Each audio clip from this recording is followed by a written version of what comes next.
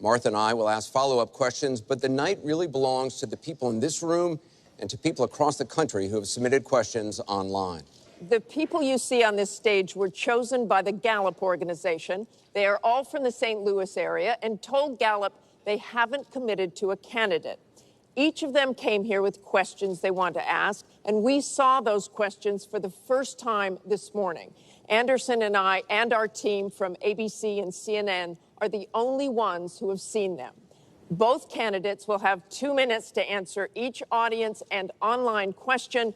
We hope to get to as many questions as we can, so we've asked the audience here not to slow things down with any applause, except for now. Ladies and gentlemen, the Republican nominee for President, Donald J. Trump, and the Democratic nominee for President, Hillary Clinton.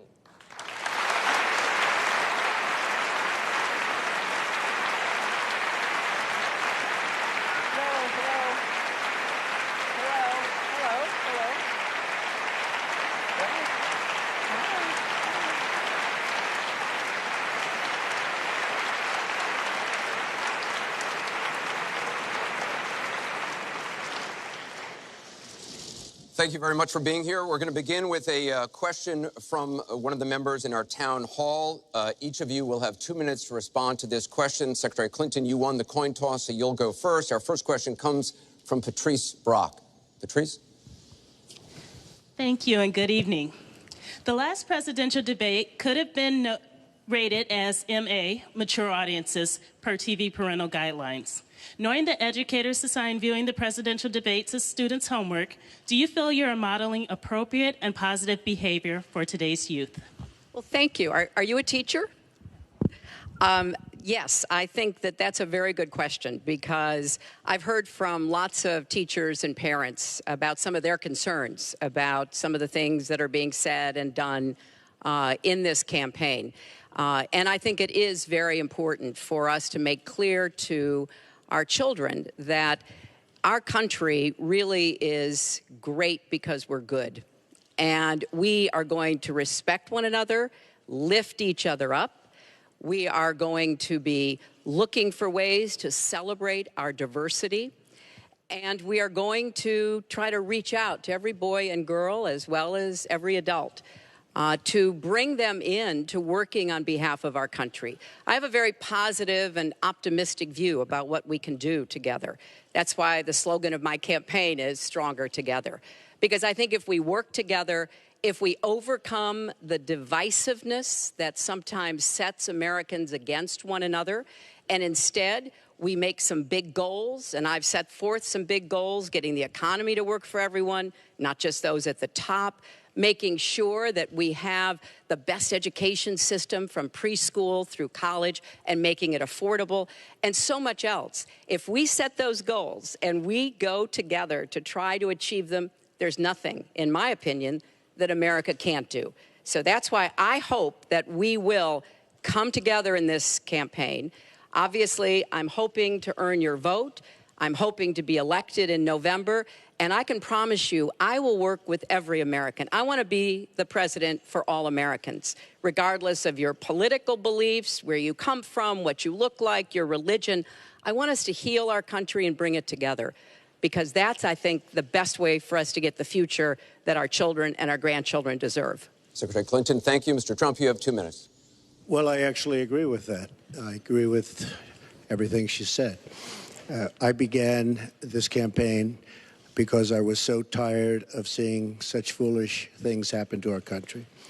This is a great country. This is a great land.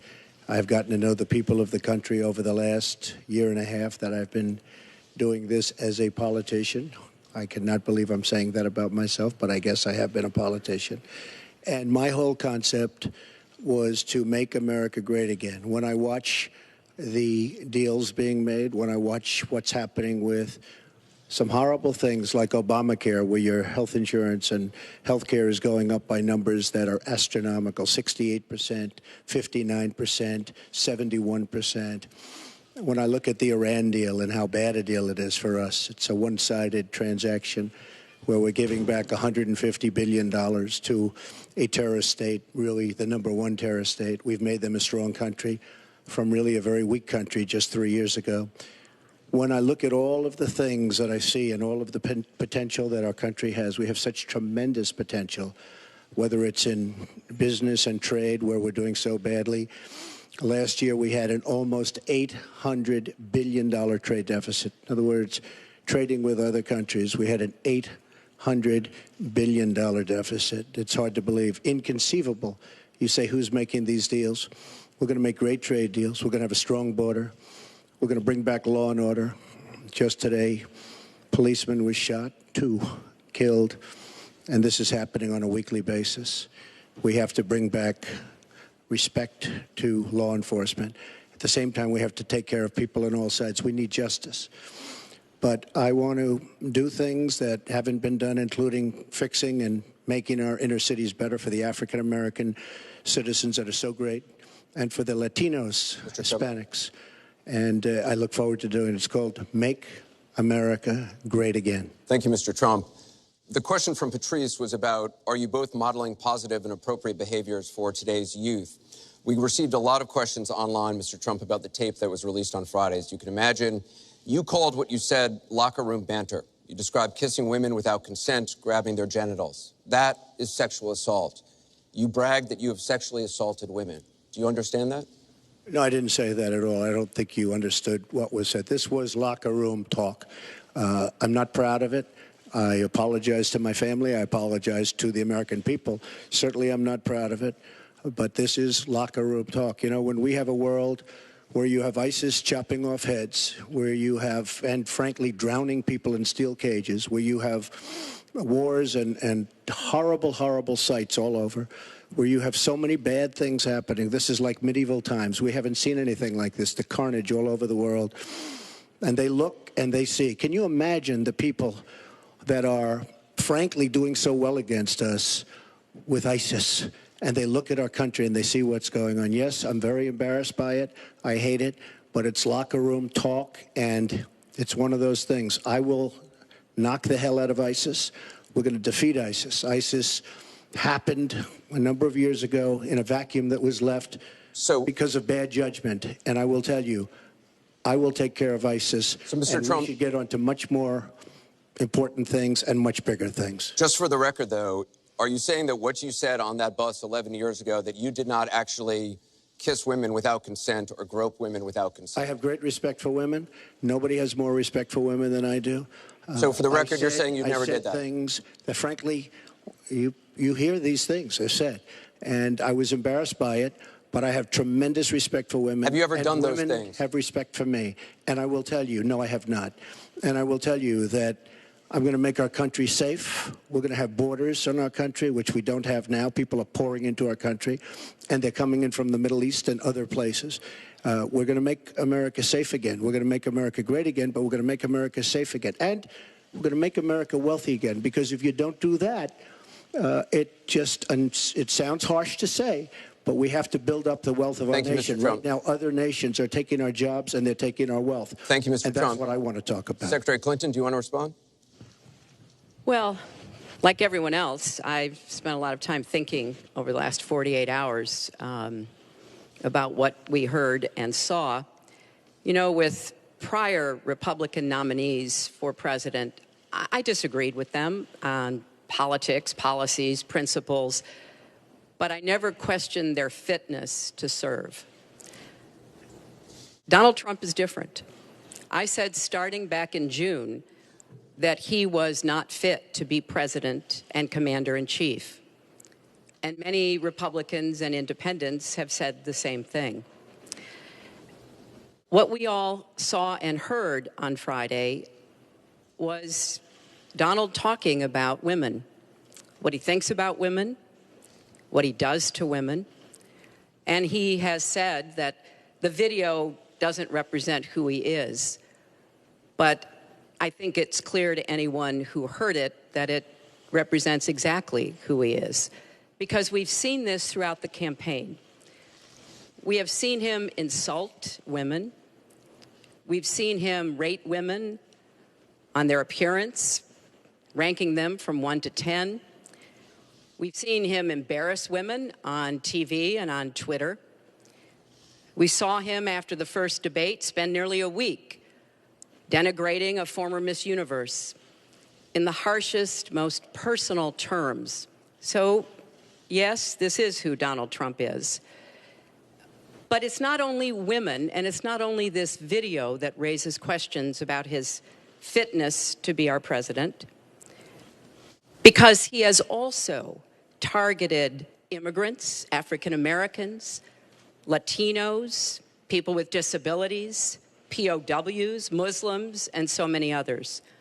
So this is who Donald Trump is. And the question for us, the question our country must answer, is that this is not who we are.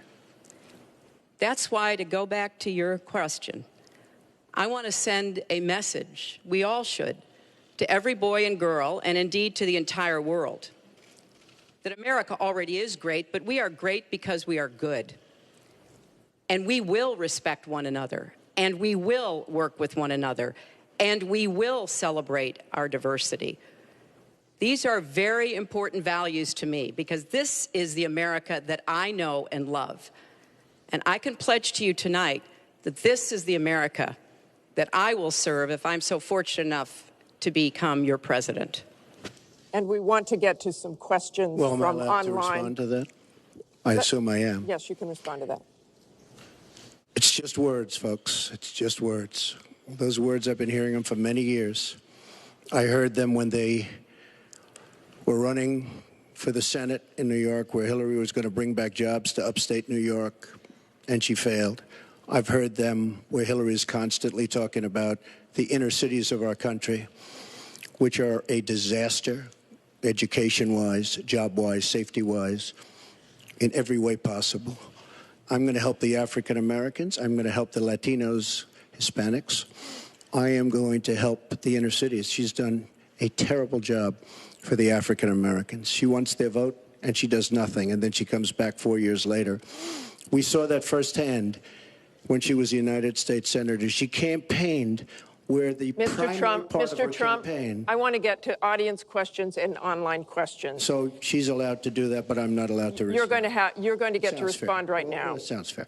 This tape is generating intense interest. In just 48 hours, it's become the single most talked about story of the entire 2016 election on Facebook, with millions and millions of people discussing it on the social network.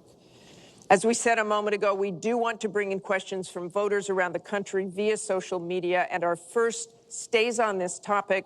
Jeff from Ohio asks on Facebook, Trump says the campaign has changed him. When did that happen? So, Mr. Trump, let me add to that. When you walked off that bus at age 59, were you a different man, or did that behavior continue until just recently? And you have 2 minutes for this. As I told you, that was locker room talk. I'm not proud of it. I am a person who has great respect for people, for my family, for the people of this country, and certainly I'm not proud of it. But that was something that happened. If you look at Bill Clinton, far worse, minor words, and his was action. His was what he's done to women. There's never been anybody in the history of politics in this nation that's been so abusive to women. So you can say any way you want to say it, but Bill Clinton was abusive to women. Hillary Clinton attacked those same women and attacked them viciously. 4 of them are here tonight. One of the women, who is a wonderful woman, at 12 years old, was raped at 12. Her client, she represented, got him off, and she's seen laughing on 2 separate occasions, laughing at the girl who was raped. Kathy Shelton, that young woman, is here with us tonight. So don't tell me about words. I apologize for those words. But it is things that people say. But what President Clinton did, he was impeached. He lost his license to practice law. He had to pay an $850,000 fine to one of the women, Paula Jones, who's also here tonight. And I will tell you that when Hillary brings up a point like that, and she talks about words that I said 11 years ago, I think it's disgraceful, and I think she should be ashamed of herself, if you want to know the truth. Can we please hold the applause? Secretary Clinton, you have 2 minutes. Well, first, let me start by saying that so much of what he's just said is not right, but he gets to run his campaign any way he chooses. He gets to decide what he wants to talk about. Instead of answering people's questions, talking about our agenda, laying out the plans that we have that we think can make a better life and a better country, that's his choice. When I hear something like that, I am reminded of what my friend Michelle Obama advised us all. When they go low, you go high. And look, if this were just about one video, maybe what he's saying tonight would be understandable. But everyone can draw their own conclusions at this point about whether or not the man in the video or the man on the stage respects women. But he never apologizes for anything to anyone. He never apologized to Mr. and Mrs. Khan, the Gold Star family, whose son, Captain Khan, died in the line of duty in Iraq. And Donald insulted and attacked them for weeks over their religion. He never apologized to the distinguished federal judge who was born in Indiana. But Donald said he couldn't be trusted to be a judge because his parents were, quote, Mexican.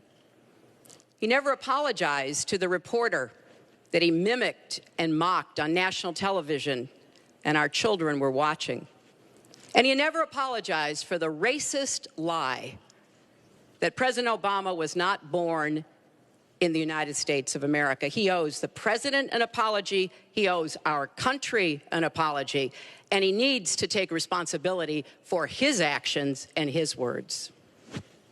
Well, you owe the president an apology because, as you know very well, your campaign, Sidney Blumenthal, he's another real winner that you have. And he's the one that got this started along with your campaign manager. And they were on television just 2 weeks ago. She was saying exactly that. So you really owe him an apology. You're the one that sent the pictures around your campaign, sent the pictures around with President Obama in a certain garb. That was long before I was ever involved. So you actually owe an apology. And number two, Michelle Obama. I've gotten to see the commercials that they did on you. And I've gotten to see some of the most vicious commercials I've ever seen of Michelle Obama talking about you, Hillary. So you talk about friend. Go back and take a look at those commercials. A race where you lost, fair and square, unlike the Bernie Sanders race where you won, but not fair and square, in my opinion. And all you have to do is take a look at WikiLeaks and just see what they said about Bernie Sanders and see what Deborah Wasserman Schultz had in mind, because Bernie Sanders, between superdelegates and Deborah Wasserman Schultz, he never had a chance. And I was so surprised to see him sign on with the devil. But when you talk about apology, I think the one that you should really be apologizing for, and the thing that you should be apologizing for, are the 33,000 emails that you deleted and that you acid washed. And then the 2 boxes of emails and other things last week that were taken from an office and are now missing. And I'll tell you what, I didn't think I'd say this, but I'm going to say it. And I hate to say it. But if I win, I am going to instruct my Attorney General to get a special prosecutor to look into your situation, because there has never been so many lies, so much deception. There has never been anything like it. And we're going to have a special prosecutor. When I speak, I go out and speak. The people of this country are furious.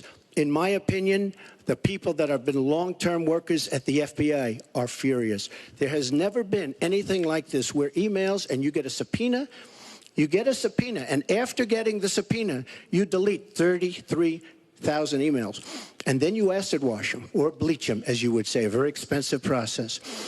So we're going to get a special prosecutor, and we're going to look into it, because you know what? People have been, their lives have been destroyed for doing one 1/5 of what you've done. And it's a disgrace. And honestly, you ought to be ashamed of yourself. Secretary Clinton, I want to Martha, follow up on that. I'm going to let me you just talk quickly about say, emails. because everything he just said is absolutely false, but I'm not Oh, really? surprised. In the first debate, And we in the really, first the debate, audience needs to I calm told down people here. that it would be impossible to be fact-checking Donald all the time. I'd never get to talk about anything I want to do and how we're going to really make lives better for people. So once again, go to HillaryClinton.com. We have literally Trump. You can fact check him in real time. Last time at the first debate, we had millions of people fact-checking, so I expect we'll have millions more fact-checking because, you know, it's just awfully good that someone with the temperament of Donald Trump is not in charge of the law in our country. Because you'd be in jail. Secretary Clinton.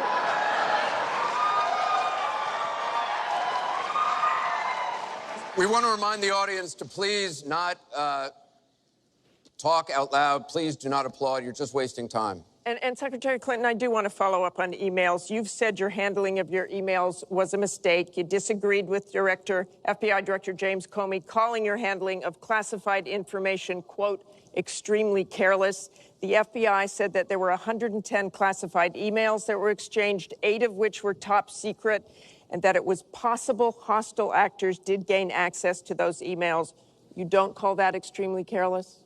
Well, Martha, first let me say, and I've said it before, but I'll repeat it because I want everyone to hear it, that was a mistake, and I take responsibility for using a personal email account. Obviously, if I were to do it over again, I would not. I'm not making any excuses.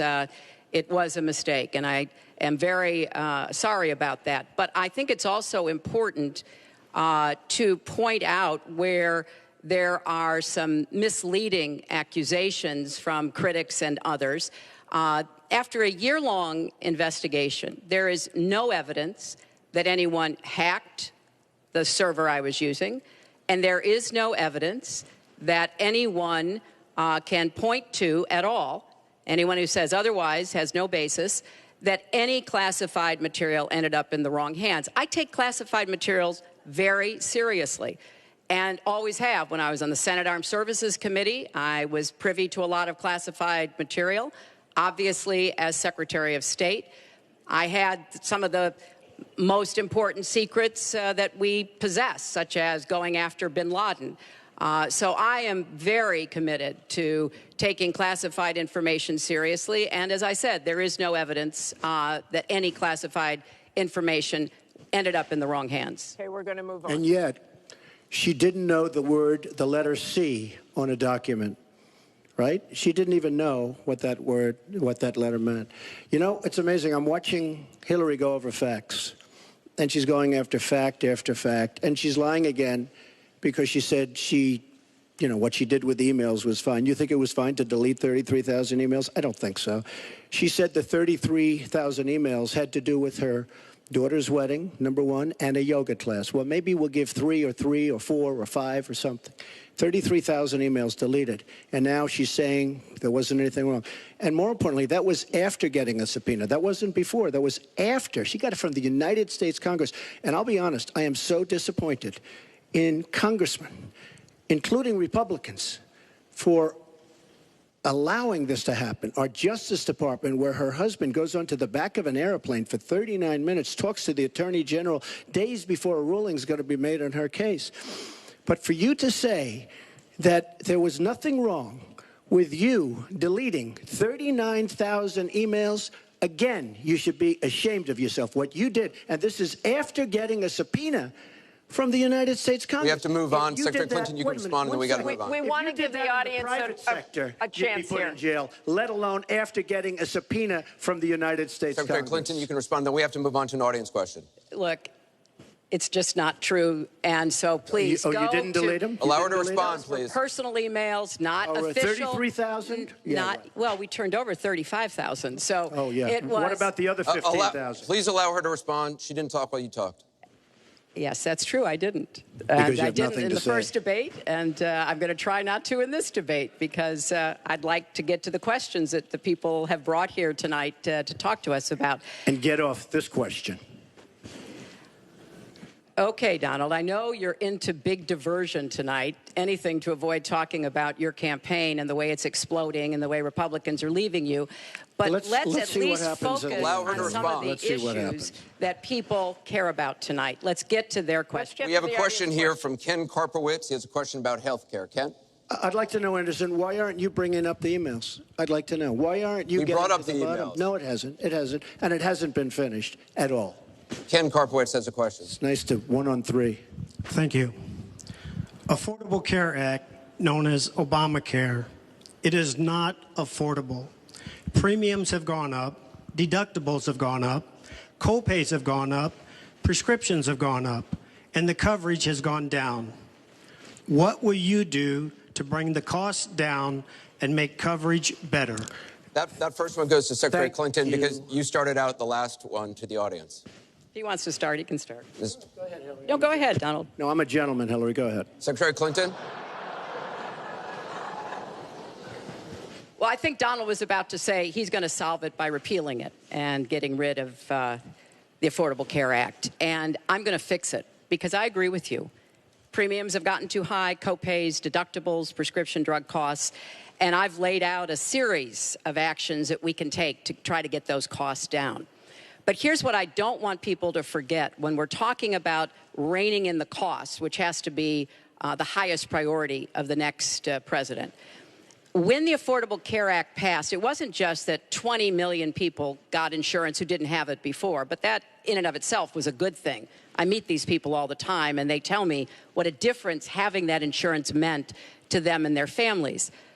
But everybody else, the 170 million of us who get health insurance through our employers, got big benefits. Number one, insurance companies can't deny you coverage because of a pre-existing condition. Number two, no lifetime limits, which is a big deal if you have serious health problems. Number three, women can't be charged more than men for our health insurance, which is the way it used to be before the Affordable Care Act. Number four, if you're under 26 and your parents have a policy, you can be on that policy until the age of 26, something that didn't happen before. So I want very much to save what works and is good about the Affordable Care Act. But we've got to get costs down. We've got to provide some additional help to small businesses so that they can afford to provide health insurance. But if we repeal it, as Donald has proposed, and start over again, all of those benefits I just mentioned are lost to everybody, not just people who get their health insurance on the exchange. And then we would have to start all over again. Right now, we are at 90% health insurance coverage. That's the highest we've ever been in our country. Secretary Clinton, so your I want time's us up. to get to 100%, but get costs down and keep quality up. Mr. Trump, you have 2 minutes. It is such a great question, and it's maybe the question I get almost more than anything else outside of defense. Obamacare is a disaster. You know it. We all know it. It's going up at numbers that nobody's ever seen worldwide. Nobody's ever seen numbers like this for health care. It's only getting worse. In 17, it implodes by itself. Their method of fixing it is to go back and ask Congress for more money, more and more money. And we have right now almost $20 trillion in debt. Obamacare will never work. It's very bad health insurance, far too expensive. And not only expensive for the person that has it, unbelievably expensive for our country. It's going to be one of the biggest line items very shortly. We have to repeal it and replace it with something absolutely much less expensive and something that works, where your plan can actually be tailored. We have to get rid of the lines around the state, artificial lines, where we stop insurance companies from coming in and competing because they wanted, President Obama and whoever was working on it, they want to leave those lines because that gives the insurance companies essentially monopolies. We want competition. You will have the finest health care plan there is. She wants to go to a single-payer plan, which would be a disaster, somewhat similar to Canada. And if you ever notice, the Canadians, when they need a big operation, when something happens, they come into the United States in many cases because their system is so slow. It's it's catastrophic in certain ways. But she wants to go to single payer, which means the government basically rules everything. Hillary Clinton has been after this for years. Obamacare was the first step. Obamacare is a total disaster. And not only are your rates going up by numbers that nobody's ever believed, but your deductibles are going up, so that unless you get hit by a truck, you're never going to be able to use it. Mr. Trump, it is a disastrous plan, and it has to be repealed and replaced. Secretary Clinton, let me follow up with you. Your husband called Obamacare, quote, the craziest thing in the world, saying that small business owners are getting killed as premiums double, coverage is cut in half. Was he mistaken, or was his mistake simply telling the truth? No, I mean, he clarified what he meant, and it's very clear. Look, we are in a situation in our country where if we were to start all over again, we might come up with a different system. But we have an employer-based system. That's where the vast majority of people get their health care. And the Affordable Care Act was meant to try to fill the gap between people who were too poor and couldn't put together any resources to afford health care, namely people on Medicaid. Obviously, Medicare, which is a single-payer system, which takes care of our elderly and does a great job doing it, by the way. And then all the people who were employed, but people who were working but didn't have the money to afford insurance and didn't have anybody, an employer or anybody else, to help them. That was the slot that the Obamacare approach was to take. And like I say, 20 million people now have health insurance. So if we just rip it up and throw it away, what Donald's not telling you is we just turn it back to the insurance companies the way it used to be. And that means the insurance companies get to do pretty much whatever they want, including saying, look, I'm sorry, you've got diabetes, you had cancer, your child has asthma. Your time is up. You may not be able to have insurance because you can't afford it. So let's fix what's broken about it, but let's not throw it away and give it all back to the insurance companies and the drug companies. Let me follow up with you, Mr. That's not going to work. Mr. Trump, let me follow on this. Just one thing. First of all, Hillary, everything's broken about it, everything. Number two, Bernie Sanders said that Hillary Clinton has very bad judgment. This is a perfect example of it, trying to save Obamacare, which is... You've said you want to end Obamacare. You've said you want to end Obamacare. You've also said you want to make coverage accessible for people with pre-existing conditions. How do you force insurance companies to do that if you're no longer mandating that every American get insurance? You're going to have plans. What does that mean? Well, I'll tell you what it means. You're going to have plans that are so good because we're going to have so much competition in the insurance industry once we break out the lines and allow the competition to come. Are you going to have a mandate that Americans have to have health insurance? President Obama, by keeping those lines, the boundary lines around each state, and it was almost gone until just very toward the end of the passage of Obamacare, which, by the way, was a fraud. You know that, because Jonathan Gruber, the architect of Obamacare, he said it was a great lie. It was a big lie. President Obama said you keep your doctor, you keep your plan. The whole thing was a fraud, and it doesn't work. But when we get rid of those lines, you will have competition, and we will be able to keep pre-existing. We'll also be able to help people that don't have money, because we are going to have people protected. And Republicans feel this way, believe it or not, and strongly this way. We're going to block grant into the states. We're going to block grant into Medicaid into the states so that we will be able to take care of people without the necessary funds to take care of themselves. Thank you, Mr. Trump. We now go to Gorba Hamid with a question for both candidates. Hi. There are 3.3 million Muslims in the United States, and I'm one of them. You've mentioned working with Muslim nations, but with Islamophobia on the rise, how will you help people like me deal with the consequences of being labeled as a threat to the country after the election is over? Mr. Trump, you're first. Well, you're right about Islamophobia, and that's a shame. But one thing we have to do is we have to make sure that, because there is a problem. I mean, whether we like it or not, and we can be very politically correct, but whether we like it or not, there is a problem.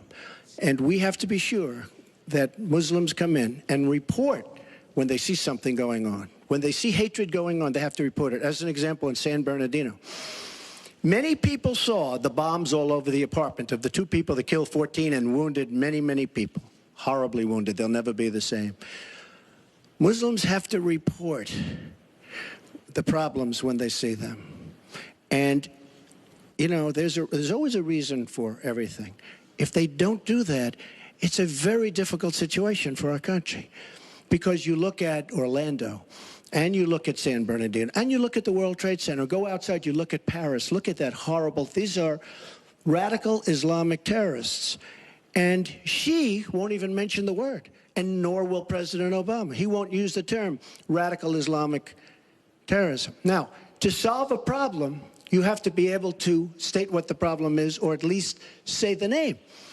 She won't say the name, and President Obama won't say the name, but the name is there. It's radical Islamic terror. And before you solve it, you have to say the name. Secretary Clinton. Well, thank you for asking your question. And I've heard this question from a lot of Muslim Americans across our country because, unfortunately, there's been a lot of very divisive, dark things said about Muslims. And even someone like Captain Khan, the young man who sacrificed himself defending our country in the United States Army, has been subject to attack by Donald. I want to say just a couple of things. First, we've had Muslims in America since George Washington. And we've had many successful Muslims. We just lost a particularly well-known one with Muhammad Ali. My vision of America is an America where everyone has a place. If you're willing to work hard, you do your part, you contribute to the community. That's what America is. That's what we want America to be for our children and our grandchildren. It's also very short-sighted and even dangerous to be engaging in the kind of demagogic rhetoric that Donald has about Muslims. We need American Muslims to be part of our eyes and ears on our front lines. I've worked with a lot of different Muslim groups around America. I've met with a lot of them, and I've heard how important it is for them to feel that they are wanted and included and part of our country, part of our homeland security, and that's what I want to see. It's also important, I intend to defeat ISIS, to do so in a coalition with majority Muslim nations. Right now, a lot of those nations are hearing what Donald says and wondering, why should we cooperate with the Americans? And this is a gift to ISIS and the terrorists. Violent jihadist terrorists. We are not at war with Islam. And it is a mistake, and it plays into the hands of the terrorists to act as though we are. So I want a country where citizens like you and your family are just as welcome as anyone else. Thank you, Secretary Clinton. Mr. Trump, in December, you said this. Donald J. Trump is calling for a total and complete shutdown of Muslims entering the United States until our country's representatives can figure out what the hell is going on. We have no choice. We have no choice. Your running mate said this week that the Muslim ban is no longer your position. Is that correct? And if it is, was it a mistake to have a religious test? First of all, Captain Khan is an American hero. And if I were president at that time, he would be alive today, because unlike her, who voted for the war without knowing what she was doing, I would not have had our people in Iraq. Iraq was a disaster. So he would have been alive today. The Muslim ban is something that, in some form, has morphed into an extreme vetting from certain areas of the world. Hillary Clinton wants to allow And why did it morph into that? Answer the question. Do you still believe? You I interrupt do. me all the time. Why don't you Would interrupt you her? please explain whether or not the Muslim ban still stands? It's called extreme vetting.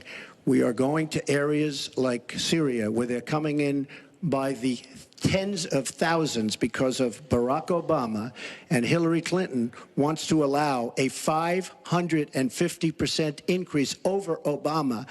People are coming into our country like we have no idea who they are, where they're from, what their feelings about our country is, and she wants 550% more. This is going to be the great Trojan horse of all time. We have enough problems in this country. I believe in building safe zones. I believe in having other people pay for them. As an example, the Gulf states, who are not carrying their weight, but they have nothing but money, and take care of people. But I don't want to have, with all the problems this country has and all of the problems that you see going on, hundreds of thousands of people coming in from Syria when we know nothing about them, we know nothing about their values, and we know nothing about their love for our country. And Secretary Clinton, let me ask you about that, because you have asked for an increase from 10 to 65,000 Syrian refugees. We know you want tougher vetting. That's not a perfect system. So why take the risk of having those refugees come into the country? Well, first of all, I will not let anyone into our country that I think poses a risk to us. But there are a lot of refugees, women and children. Think of that picture we all saw of that 4-year-old boy with the blood on his forehead because he'd been bombed by the Russian and Syrian air forces. There are children suffering in this catastrophic war, largely, I believe, because of Russian aggression. And we need to do our part. We by no means are carrying anywhere near the load that Europe and others are. But we will have vetting that is as tough as it needs to be from our professionals, our intelligence experts, and others. But it is important for us as a policy, not to say, as Donald has said, we're going to ban people based on a religion. How do you do that? We are a country founded on religious freedom and liberty. How do we do what he has advocated without causing great distress within our own country? Are we going to have religious tests when people fly into our country? And how do we expect to be able to implement those? So I thought that what he said was extremely unwise and even dangerous. And indeed, you can look at the propaganda on a lot of the terrorist sites, and what Donald Trump says about Muslims is used to recruit fighters because they want to create a war between us. And the final thing I would say, this is the 10th or 12th time that he's denied being for the war in Iraq. We have it on tape. The entire press corps has looked at it. It's been debunked, but it never stops him from saying whatever he wants to say. Has not been debunked. So please has not been debunked. And go to HillaryClinton.com and you can see it. I was against the war in Iraq. Has not been debunked.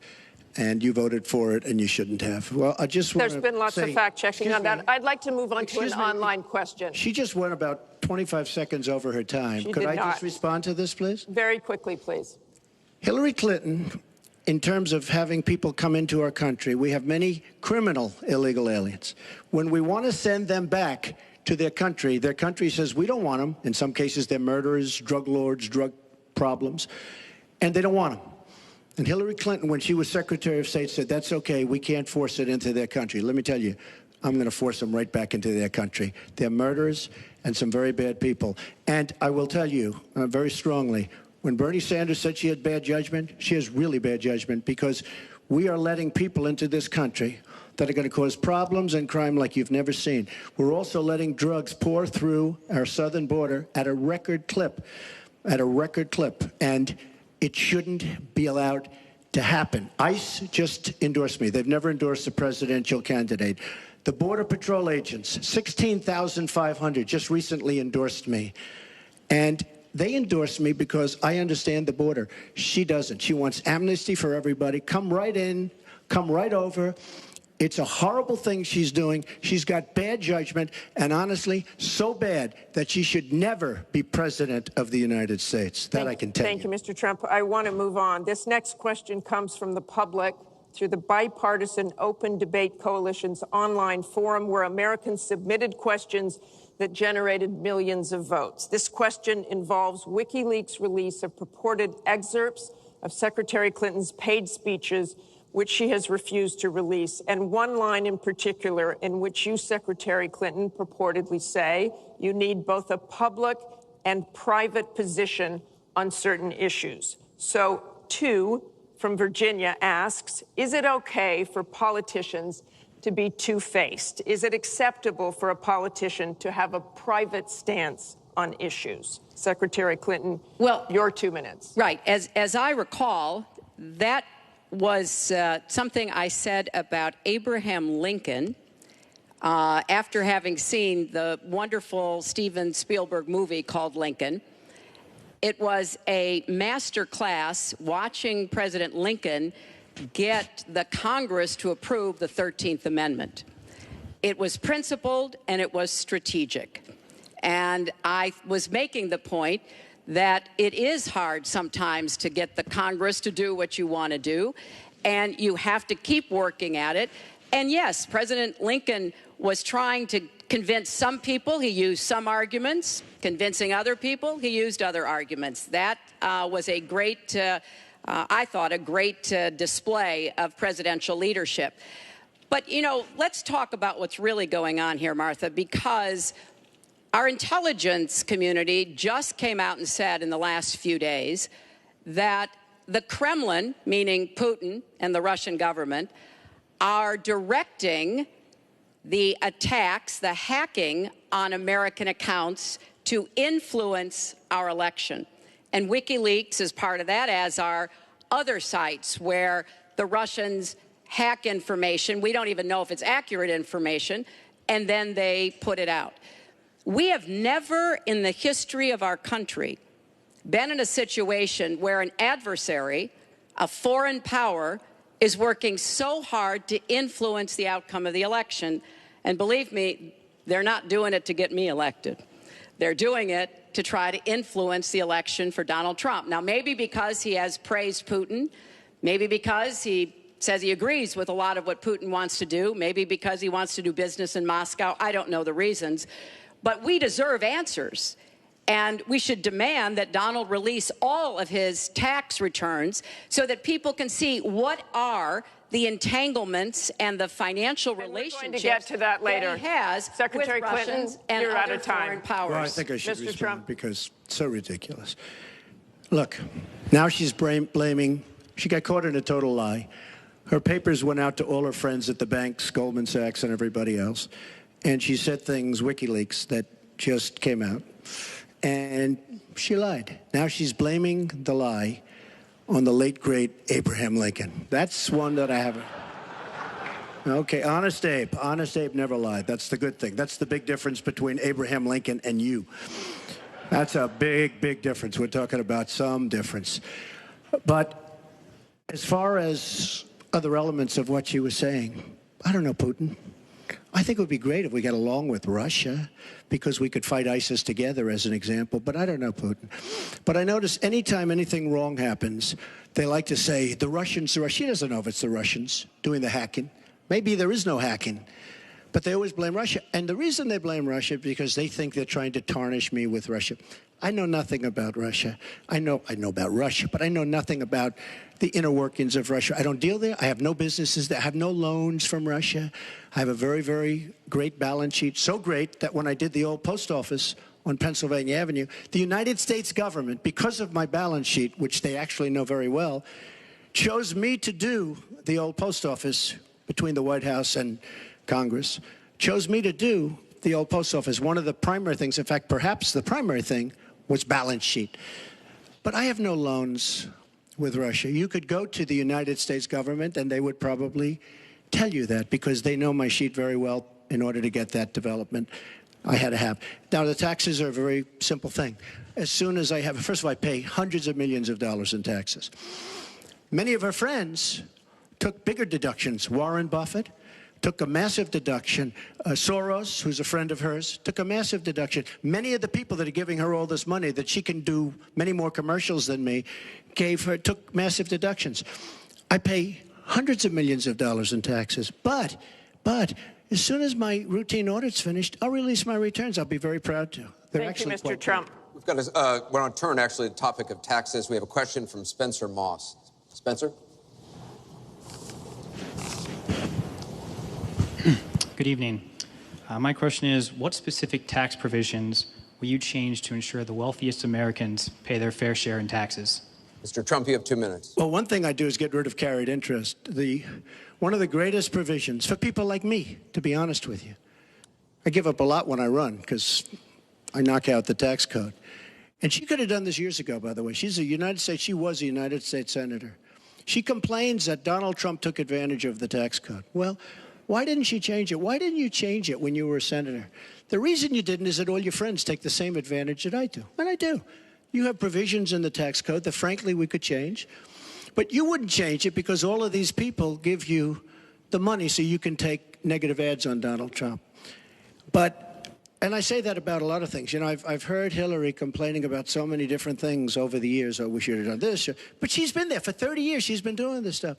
She never changed, and she never will change. She never will change. We're getting rid of carried interest provisions. I'm lowering taxes, actually, because I think it's so important for corporations, because we have corporations leaving, massive corporations and little ones. Little ones can't form. We're getting rid of regulations, which goes hand in hand with the lowering of the taxes. But we're bringing the tax rate down from 35% to 15%. We're cutting taxes for the middle class, and I will tell you, we are cutting them big league for the middle class. And I will tell you, Hillary Clinton is raising your taxes, folks. You can look at me. She's raising your taxes really high. And what that's going to do is a disaster for the country. But she is raising your taxes, and I'm lowering your taxes. That in itself is a big difference. We are going to be thriving again. We have no growth in this country. There's no growth. If China has a GDP of 7%, it's like a national catastrophe. We're down at 1%. And that's like no growth. And we're going lower, in my opinion. And a lot of it has to do with the fact that our taxes are so high, just about the highest in the world. And I'm bringing them down to one of the lower in the world. And I think it's so important, one of the most important things we can do. But she is raising everybody's taxes massively. Secretary Clinton, you have 2 minutes. The question was, what specific tax provisions will you change to ensure the wealthiest Americans pay their fair share of taxes? Well, everything you've heard just now from Donald is not true. I'm sorry I have to keep saying this, but he lives in an alternative reality. And it is sort of amusing to hear somebody who hasn't paid federal income taxes in maybe 20 years talking about what he's going to do. But I'll tell you what he's going to do. His plan will give the wealthy and corporations the biggest tax cuts they've ever had, more than the Bush tax cuts by at least a factor of 2. Donald always takes care of Donald and people like Donald, and this would be a massive gift. And indeed, the way that he talks about his tax cuts would end up raising taxes on middle-class families, millions of middle-class families. Now, here's what I want to do.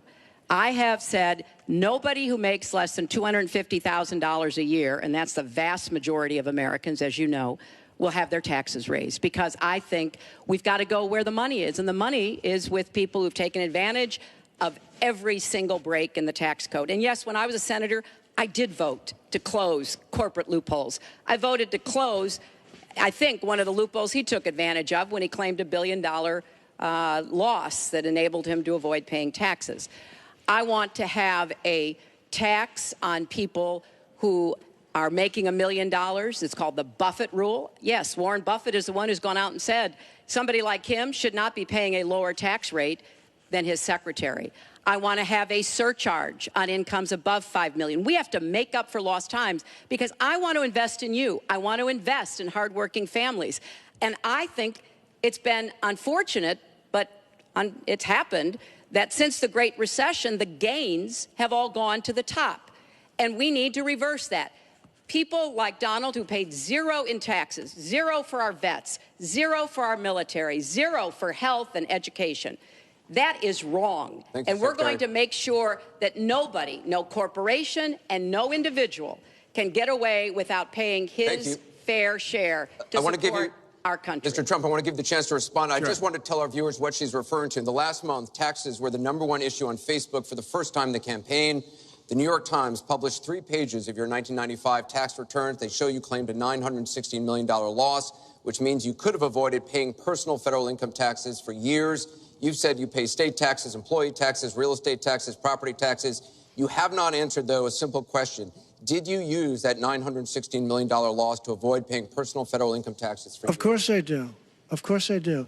And so do all of her donors, or most of her donors. I know many of her donors. Her donors took massive tax write-offs. So have you not paid personal federal income taxes? A lot of my write-off was depreciation and other things that Hillary, as a senator, allowed. And she'll always allow it, because the people that give her all this money, they want it. That's why. See, I understand the tax code better than anybody that's ever run for president. Hillary Clinton, and it's extremely complex, Hillary Clinton has friends that want all of these provisions, including they want the carried interest provision, which is very important to Wall Street people, but they really want the carried interest provision, which I believe Hillary's leaving. It's very interesting why she's leaving carried interest. But I will tell you that, number one, I pay tremendous numbers of taxes. I absolutely used it, and so did Warren Buffett, and so did George Soros, and so did many of the other people that Hillary is getting money from. Now, I won't mention their names because they're rich, but they're not famous, so we won't make them famous. Can you say how many years you have avoided paying personal federal income taxes? No, but I pay tax, and I pay federal tax, too. But I have a write-off. A lot of it's depreciation, which is a wonderful charge. I love depreciation. You know, she's given it to us. Hey, if she had a problem, for 30 years she's been doing this, Anderson. I say it all the time. She talks about health care. Why didn't she do something about it? She talks about taxes. Why didn't she do something about it? She doesn't do anything about anything other than talk. With her, it's all talk and no action. In the past... And again, Bernie Sanders, it's really bad judgment. She has made bad judgment not only on taxes, she's made bad judgments on Libya, on Syria, on Iraq. I mean, her and Obama, whether you like it or not, the way they got out of Iraq, the vacuum they've left, that's why ISIS formed in the first place. They started from that little area, and now they're in 32 different nations, Hillary. Congratulations. Great job. I want you to be able to respond, Secretary Clinton. Well, here we go again. I've been in favor of getting rid of carried interest for years, starting when I was a senator from New York. But that's not the point here. Why didn't you do it? Why didn't you do it? Allow her to respond. Because I was a senator with a Republican president. Oh, really? I will be the president. You could have done it. If you were an effective, senator, you could have done it. If you were an effective senator, you could have done it. But you were not an effective Please allow her to senator. respond. She didn't interrupt you. You know, under our Constitution, presidents have something called veto power. Look, he has now said repeatedly, 30 years this and 30 years that. So let me talk about my 30 years in public service. I'm very glad to do so. 8 million kids every year have health insurance because when I was First Lady, I worked with Democrats and Republicans to create the Children's Health Insurance Program. Hundreds of thousands of kids now have a chance to be adopted because I worked to change our adoption and foster care system.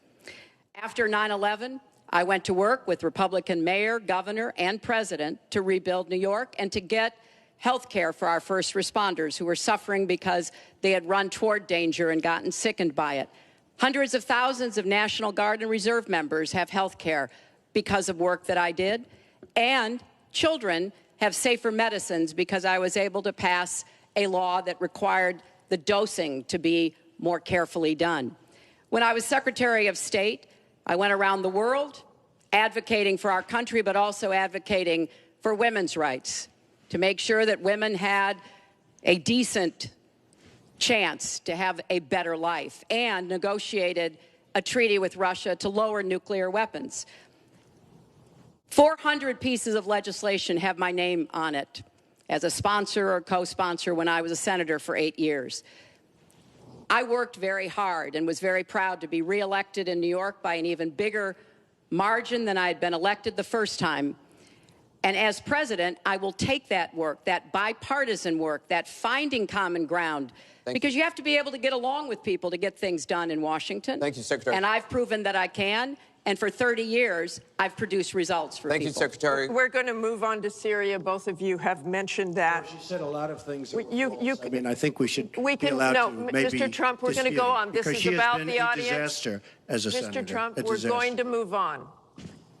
The heartbreaking video of a 5-year-old Syrian boy named Amran sitting in an ambulance after being pulled from the rubble after an airstrike in Aleppo focused the world's attention on the horrors of the war in Syria, with 136 million views on Facebook alone. But there are much worse images coming out of Aleppo every day now, where in the past few weeks alone, 400 people have been killed, at least 100 of them children. Just days ago, the State Department called for a war crimes investigation of the Syrian regime of Bashar al-Assad and its ally, Russia, for their bombardment of Aleppo. So this next question comes from social media through Facebook. Diane from Pennsylvania asks, if you were president, what would you do about Syria and the humanitarian crisis in Aleppo? Isn't it a lot like the Holocaust when the U.S. waited too long before we helped? Secretary Clinton, we will begin with your 2 minutes. Well, the situation in Syria is catastrophic.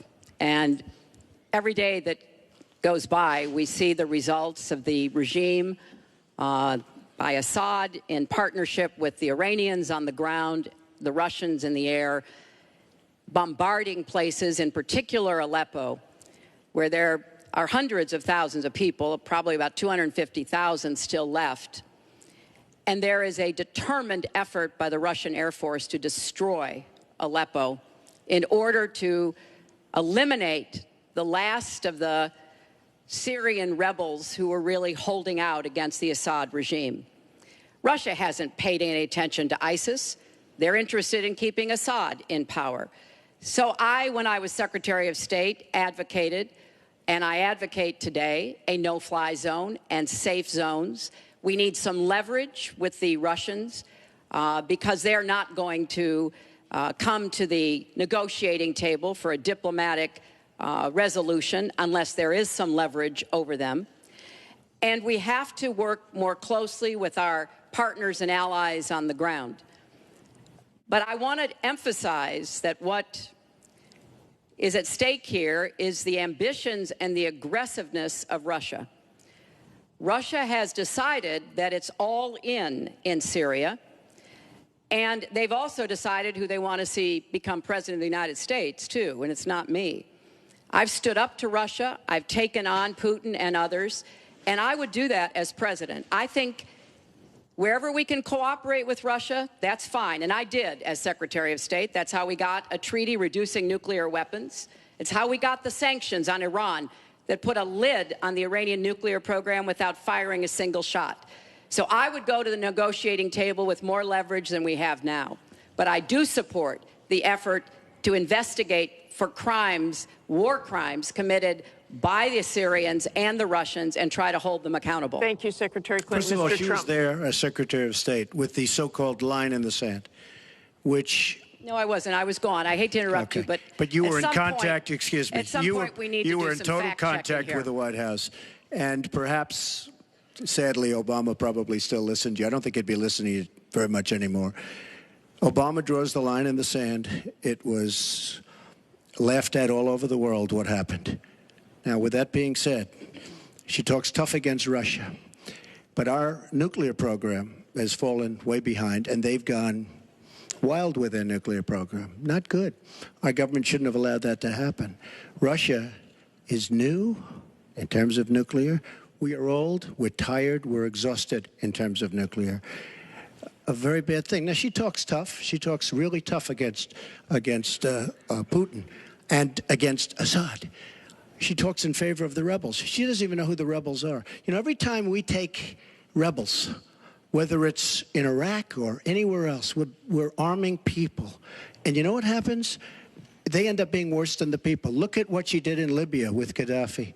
Gaddafi's out. It's a mess. And by the way, ISIS has a good chunk of their oil. I'm sure you probably have heard that. It was a disaster.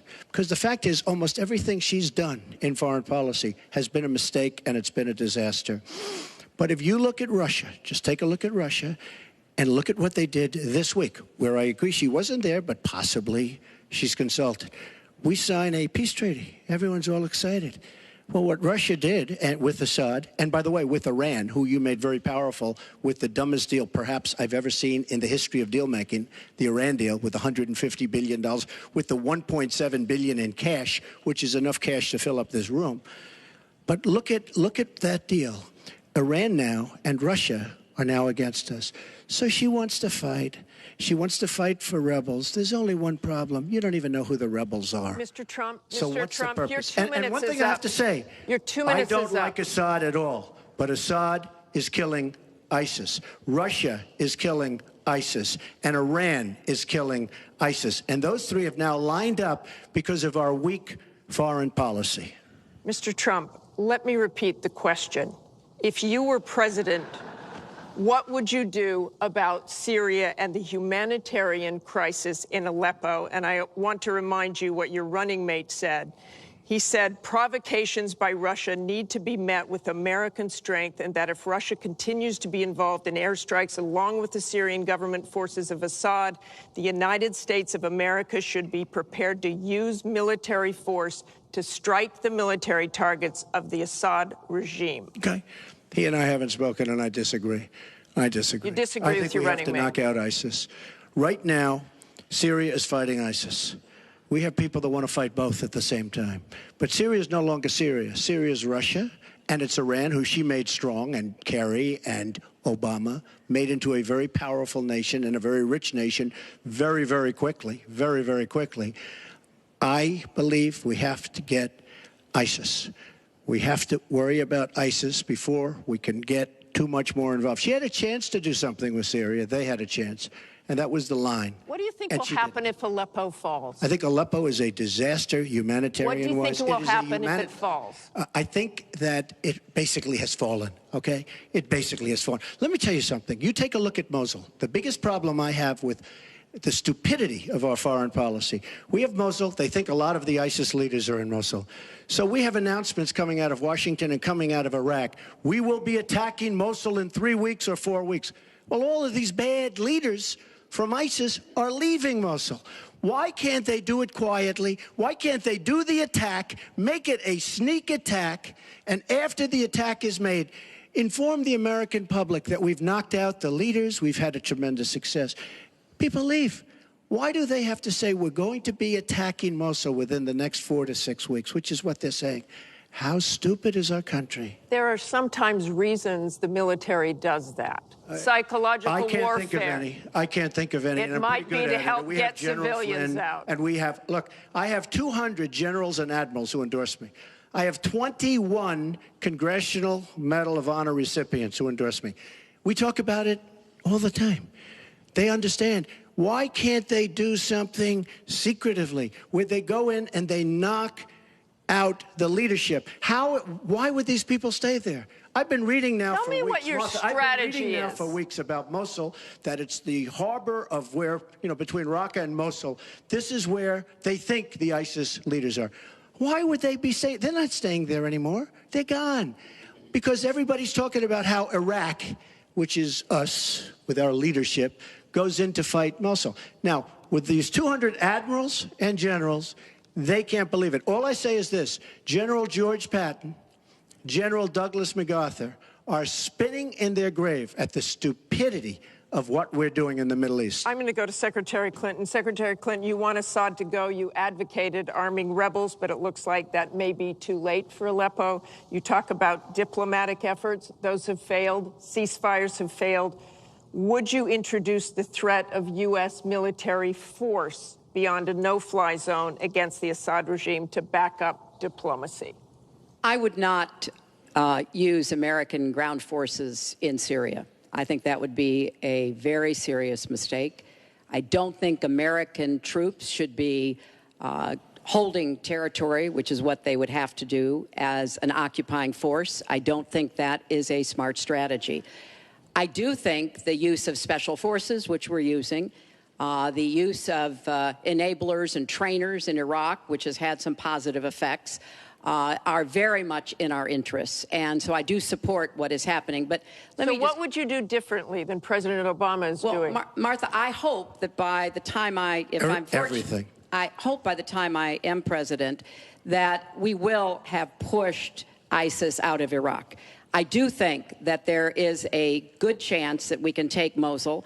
Donald says he knows more about ISIS than the generals. No, he doesn't.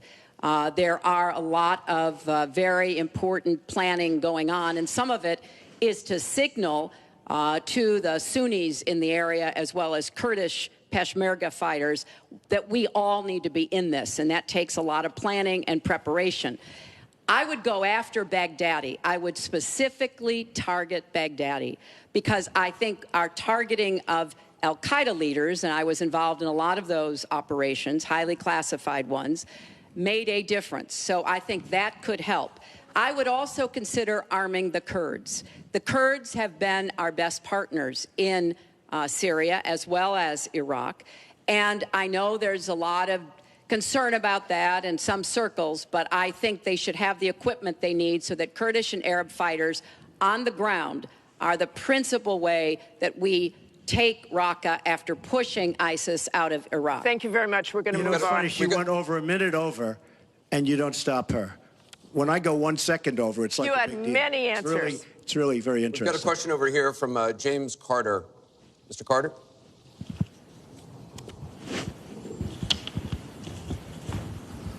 My question is, do you believe you can be a devoted president to all the people in the United States? That question begins for Mr. Trump.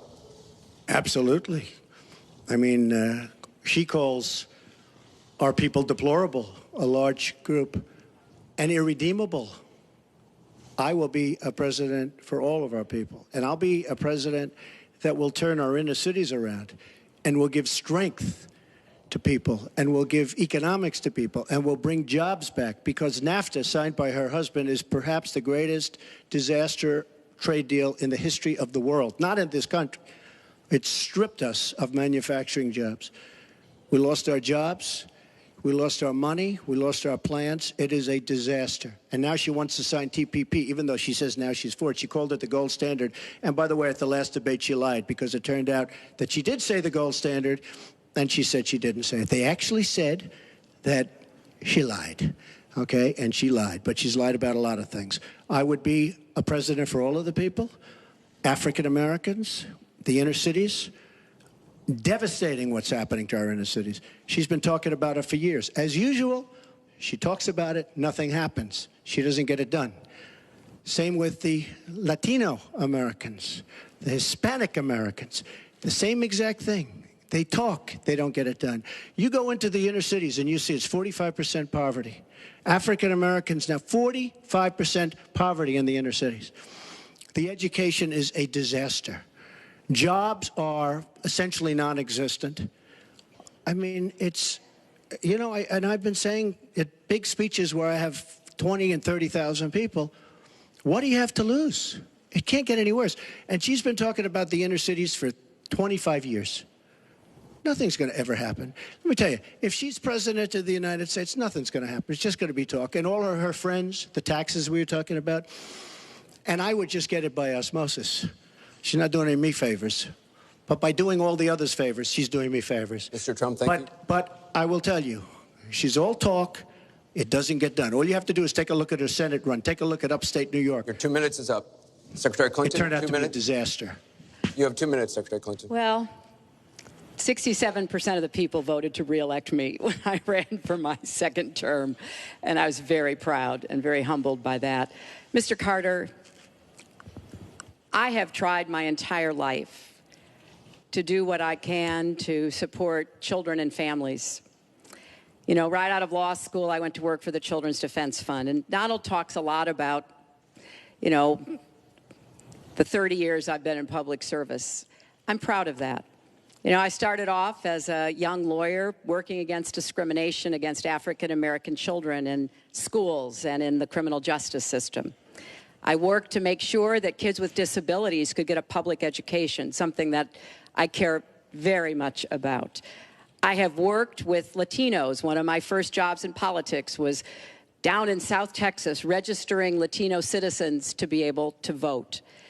So I have a deep devotion, to use your absolutely correct word, to making sure that every American feels like he or she has a place in our country.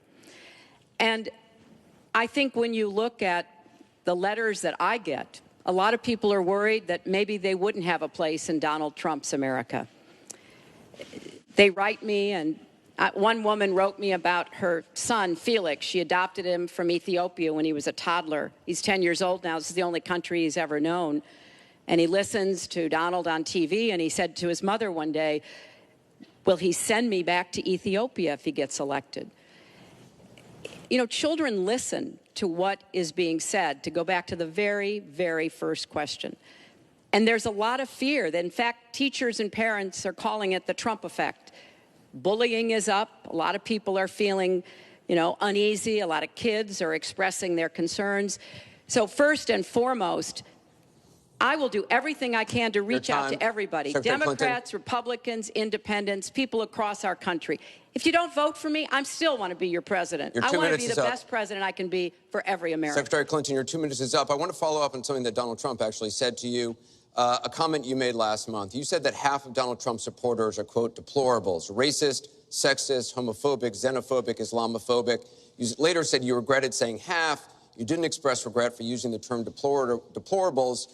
To Mr. Carter's question, how can you unite a country if you've written off tens of millions of Americans? Well, within hours, I said that I was sorry about the way I talked about that, because my argument is not with his supporters. It's with him and with the hateful and divisive campaign that he has run, and the inciting of violence at his rallies, and the very brutal kinds of comments about not just women, but all Americans, all kinds of Americans. And what he has said about African Americans and Latinos, about Muslims, about POWs, about immigrants, about people with disabilities, he's never apologized for. And so I do think that a lot of the tone and tenor that he has said, I'm proud of the campaign that Bernie Sanders and I ran. We ran a campaign based on issues, not insults, and he is supporting me 100%. Thank you. Because we talked about what we wanted to do. We might have had some differences, and we had a lot of debates. Thank you, Secretary. But we believed that we could make the country better, and I was proud of that. I'm going to give you a minute, 20 We seconds. have a divided nation. We have a very divided nation. You look at Charlotte, you look at Baltimore, you look at the violence that's taking place in the inner cities, Chicago. You take a look at Washington, D.C. We have an increase in murder within our cities, the biggest in 45 years. We have a divided nation because people like her, and believe me, she has tremendous hate in her heart. And when she said deplorables, she meant it. And when she said irredeemable, they're irredeemable. You didn't mention that. But when she said they're irredeemable, to me, that might have been even worse. She said some of them are irredeemable. She's got tremendous hatred.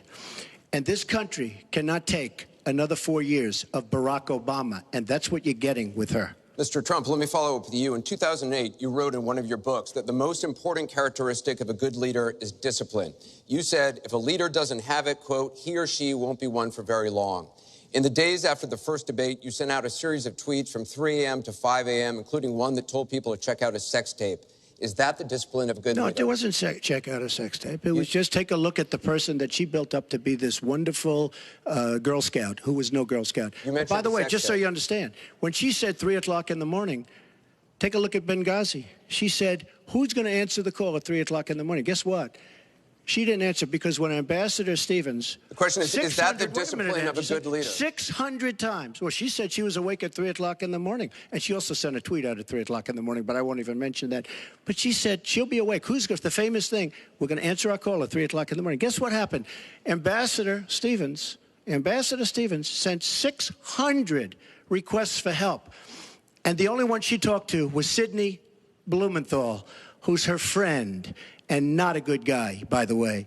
So, you know, she shouldn't be talking about that. Now, tweeting happens to be a modern-day form of communication. I mean, you can like it or not like it. I have, between Facebook and Twitter, I have almost 25 million people. It's a very effective way of communication. So you can put it down, but it is a very effective form of communication. I'm not unproud of it, to be honest with you. Secretary Clinton, does Mr. Trump have the discipline to be a good leader? No. I'm shocked to hear that. Well, it's not only my opinion, it's the opinion of many others, national security experts, Republicans, former Republican members of Congress. But it's in part because those of us who have had the great privilege of seeing this job up close and know how difficult it is, and it's not just because I watched my husband take a $300 billion deficit and turn it into a $200 billion surplus, and 23 million new jobs were created, and incomes went up for everybody. Everybody. African-American incomes went up 33%. And it's not just because I worked with George W. Bush after 9/11. And I was very proud that when I told him what the city needed, what we needed to recover, he said, "You've got it," and he never wavered. He stuck with me. And I have worked, and I admire President Obama. He inherited the worst financial crisis since the Great Depression. That was a terrible time for our country. We have to move along. 9 million people Secretary lost Clinton, their we jobs. have to- 5 million homes were lost. Secretary and Clinton, we're $13 moving trillion on. in family wealth was wiped out. We are back on the right track. He would send us back into recession with his tax plans. Secretary that would Clinton, we are benefit the moving to an wealthiest audience of question. Americans. We're almost out of time. We have the another. slowest growth Mr. Trump, we're since moving to an audience 1929. question. It is our country Mr. Trump, has the Secretary slowest growth, Clinton, we and want to get jobs to are a the disaster. audience. Thank you very much, both of you. We have another audience question. Beth Miller has a question for both candidates. Good evening. Perhaps the most important aspect of this election is the Supreme Court justice. What would you prioritize as the most important aspect of selecting a Supreme Court justice?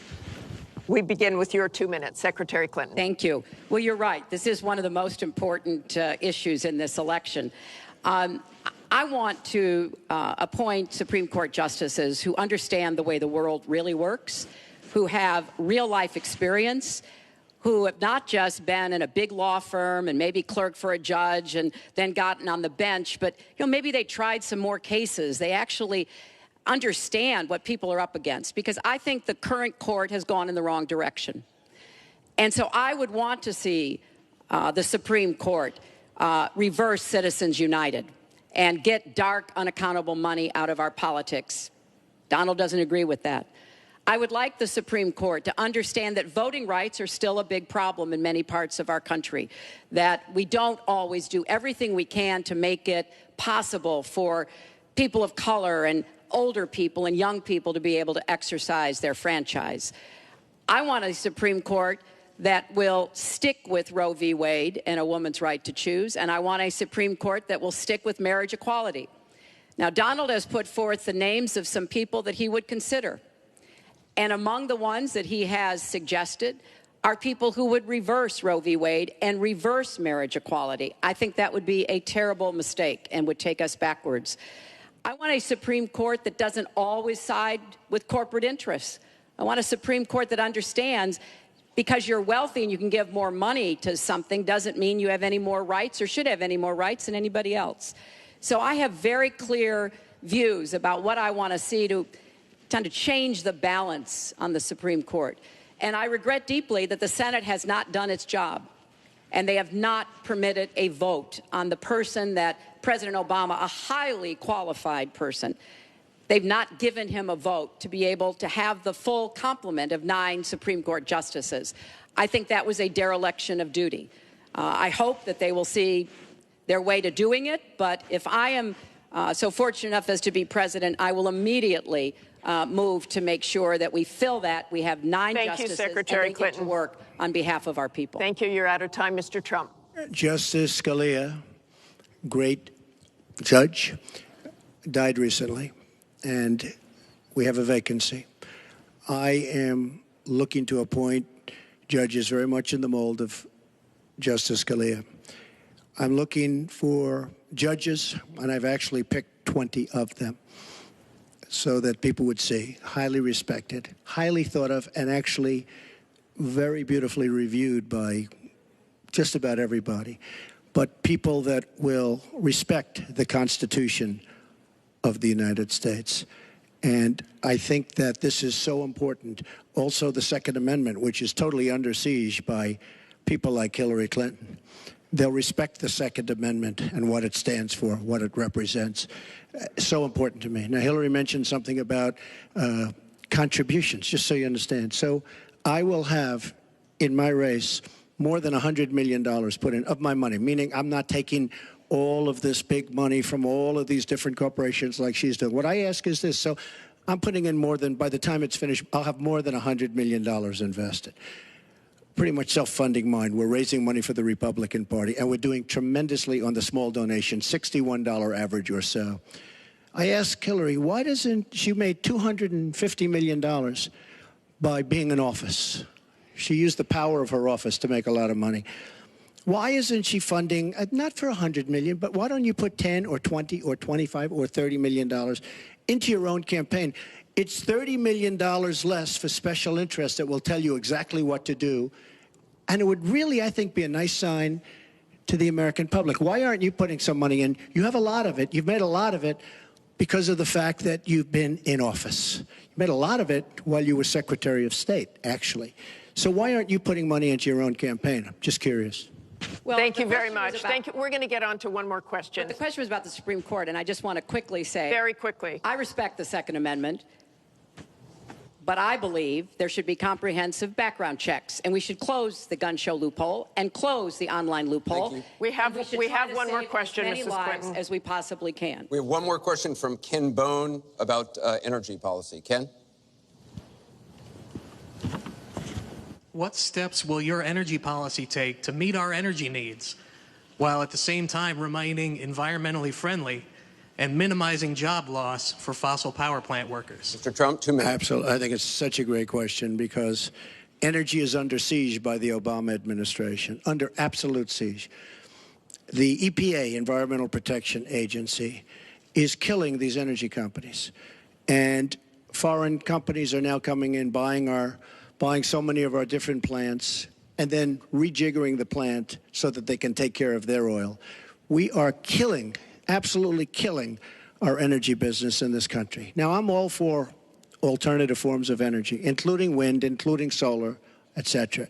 But we need much more than wind and solar. And you look at our miners. Hillary Clinton wants to put all the miners out of business.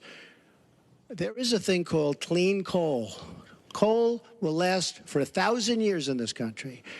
Now we have natural gas and so many other things because of technology. We have we have found over the last 7 years, we have found tremendous wealth right under our feet. So good, especially when you have 20 trillion in debt. I will bring our energy companies back. They'll be able to compete. They'll make money. They'll pay off our national debt. They'll pay off our tremendous budget deficits, which are tremendous. But we are putting our energy companies out of business. We have to bring back our workers. You take a look at what's happening to steel and the cost of steel, and China dumping vast amounts of steel all over the United States, which essentially is killing our steel workers and our steel companies. We have to guard our energy companies. We have to make it possible. The EPA is so restrictive that they are putting our energy companies out of business. And all you have to do is go to a great place like West Virginia or places like Ohio, which is phenomenal, or places like Pennsylvania, and you see what they're doing to the people, miners and others in the energy business. It's a disgrace. Your time is up. Thank you, sir. It's an absolute disgrace. And Secretary Clinton, 2 minutes. Well, that was very interesting. First of all, China is illegally dumping steel in the United States, and Donald Trump is buying it to build his buildings, putting steel workers and American steel plants out of business. That's something that I fought against as a senator, and that I would have a trade prosecutor to make sure that we don't get taken advantage of by China on steel or anything else. You know, because it sounds like you're in the business or you're aware of people in the business. You know that we are now, for the first time ever, energy independent. We are not dependent upon the Middle East, but the Middle East still controls a lot of the prices. So the price of oil has been way down, and that has had a damaging effect on a lot of the oil companies, right? We are, however, producing a lot of natural gas, which serves as a bridge to more renewable fuels, and I think that's an important transition. We've got to remain energy independent. It gives us much more power and freedom than to be worried about what goes on in the Middle East. We have enough worries over there without having to worry about that. So I have a comprehensive energy policy, but it really does include fighting climate change, because I think that is a serious problem. And I support moving toward more clean, renewable energy as quickly as we can. Because I think we can be the 21st century clean energy superpower and create millions of new jobs and businesses. But I also want to be sure that we don't leave people behind. That's why I'm the only candidate from the very beginning of this campaign who had a plan to help us revitalize coal country. Because those coal miners and their fathers and their grandfathers, they dug that coal out. A lot of them lost their lives. They were injured. But they turned the lights on and they powered our factories. I don't want to walk away from them, so we've got to do something for them. But the price of coal is down worldwide. So we have to look at this comprehensively, and that's exactly what I have proposed. I hope you will go to HillaryClinton.com and look at my entire policy. One more audience question. We've sneaked in one more question, and it comes from Carl Becker. Good evening. My question to both of you is, regardless of the current rhetoric, would either of you name one positive thing that you respect in one another?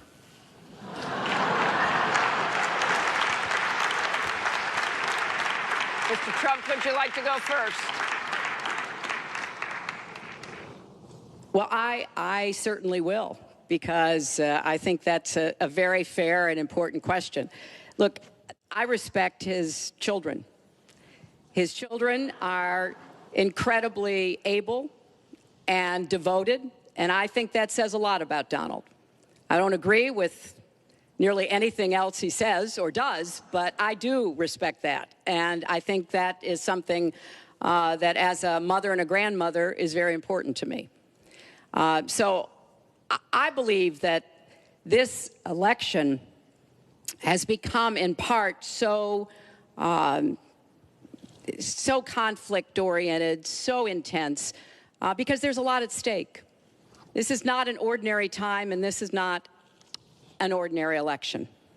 We are going to be choosing a president who will set policy for not just 4 or 8 years, but because of some of the important decisions we have to make here at home and around the world, from the Supreme Court to energy and so much else. And so there is a lot at stake. It's one of the most consequential elections that we've had. And that's why I've tried to put forth specific policies and plans, trying to get it off of the personal and put it on to what it is I want to do as president. And that's why I hope people will check on that for themselves, so that they can see that, yes, I've spent 30 years, actually maybe a little more, working to help kids and families, and I want to take all that experience to the White House and do that every single day. Mr. Trump. Well, I consider her statement about my children to be a very nice compliment. I don't know if it was meant to be a compliment, but it is a great. I'm very proud of my children, and they've done a wonderful job, and they've been wonderful, wonderful kids. So I consider that a compliment. I will say this about Hillary. She doesn't quit. She doesn't give up. I respect that. I tell it like it is. She's a fighter. I disagree with much of what she's fighting for. I do disagree with her judgment in many cases. But she does fight hard, and she doesn't quit, and she doesn't give up. And I consider that to be a very good trait. Thanks to both of you. I want to thank both the candidates. I want to thank the university here. This concludes the town hall meeting. Our thanks to the candidates, the commission, Washington University, and to everybody who watched. Please tune in on October 19th for the final presidential debate that will take place at the University of Nevada, Las Vegas. Good night, everyone.